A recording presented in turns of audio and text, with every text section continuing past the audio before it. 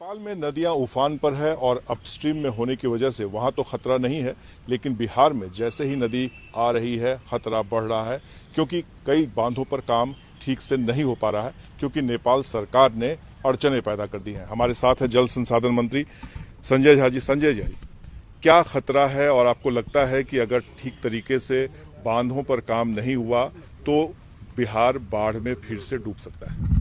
बिल्कुल, ये गंडक बराज है जो हमारा वाल्मीकि नगर में है।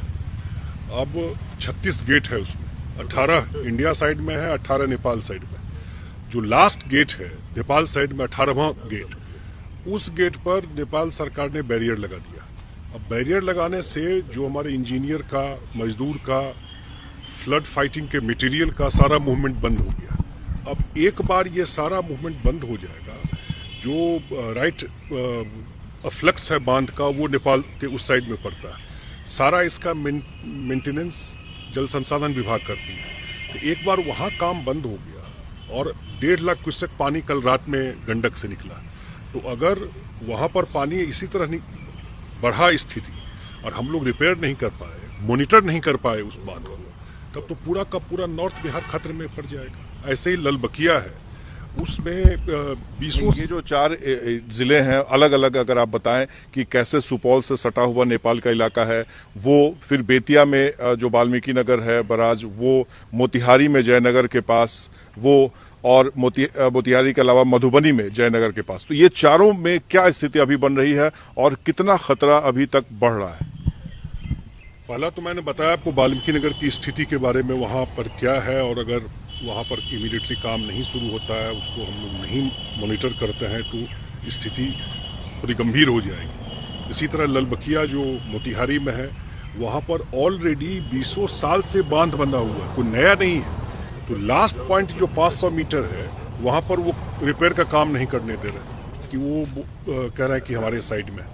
जो डीएम है मोतिहारी के, वो बात भी किए, बोलते हैं कि नो मैंस लैंड है, वहाँ पर काम नहीं हम लोग कर पाए हैं। हालांकि इंडिया साइड में हम लोगों ने सारा काम कर लिया है, फ्लड फाइटिंग का सारा मटेरियल भी रख लिया है। ऐसे ही मधुबनी में जयनगर है। अब जयनगर के अपस्ट्रीम में कमला का वो है, वहाँ भी सेम स्थिति है, 500 मीटर में काम नहीं करने दे रहे। और कुछ जगह कोसी में ऐसा खतरा नहीं है, वहाँ मिनिमम है, लेकिन इन 3 जगहों पर ये प्रॉब्लम दिखाई पड़ रहा है। अब समस्या ये है कि नेपाल के साथ कभी ये समस्या नहीं रही कि फ्लड फाइटिंग के काम को रोका गया हो या फ्लड फाइटिंग के मटेरियल को ले जाने में कभी समस्या की गई हो। ये पहली बार दिखाई पड़ रहा है।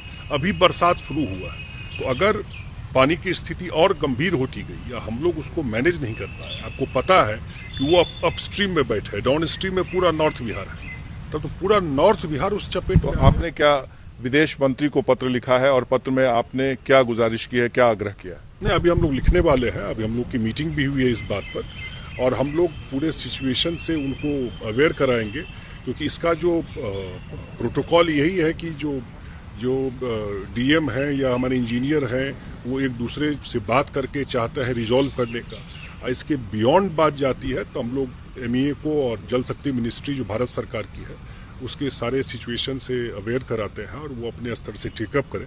वो हम लोग एमईए से संपर्क कर रहे हैं। ये बताइए कि जो खतरा है वो नेपाल इलाके में आपके मेंटेनेंस नहीं करने की वजह से हो रहा है? उसी वजह से हो रहा है। उस एरिया का मेंटेनेंस हम लोग करते हैं, बांध हम लोगों ने बनाया हुआ। तो ये कितने दिनों से इन लोगों ने रोक रखा है काम? काफी कुछ काम हुआ भी, जो हर एक साल लिया जाता है काम कि क्या क्या इंपॉर्टेंट साइट है, जहां हर एक साल आप जानते हैं मिट्टी का बांध है, हर एक साल कुछ क्षरण होता है। तो ये लोग डिसाइड करता है डिपार्टमेंट कहाँ कहाँ हमको रिपेयर करना है, उसका एक प्रोटोकॉल बना हुआ है उसके बेसिस पर। तो बहुत जगह काम, लॉकडाउन भी हो गया, वो भी एक समस्या थी, हुआ भी काम। लेकिन अभी जो परिस्थिति बन गई है, जो मैंने गंडक बराज का बताया कि गंडक बराज में लास्ट पॉइंट पे बैरियर लगा करके बिल्कुल रोक दिया गया है। क्या वजह देख रहे हैं रोकने के पीछे? क्या चाइना और भारत के संबंध में जो खटास आई है, जो सैनिक शहीद हुए हैं, उसका असर नेपाल पर पड़ रहा है? नेपाल वाले उनके कहीं आग्रह से तो नहीं कर रहे हैं, पूर्वाग्रह से तो नहीं हो रहा है? अब इस पे मैं कोई टिप्पणी नहीं कर पाऊंगा, लेकिन मैंने बताया कि ये परिस्थिति कभी नहीं आई थी।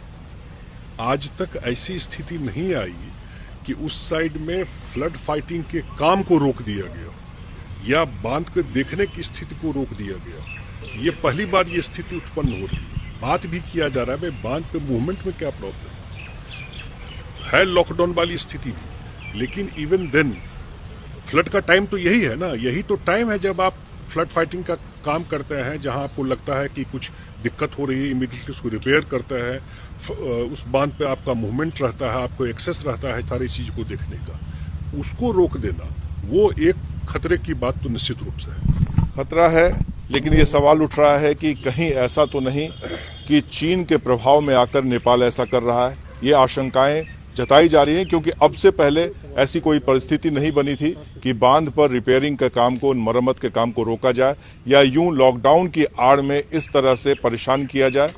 ये भी है, सवाल ये उठता है कि बाढ़ की स्थिति अगर बन जाती है तो इसकी जिम्मेदारी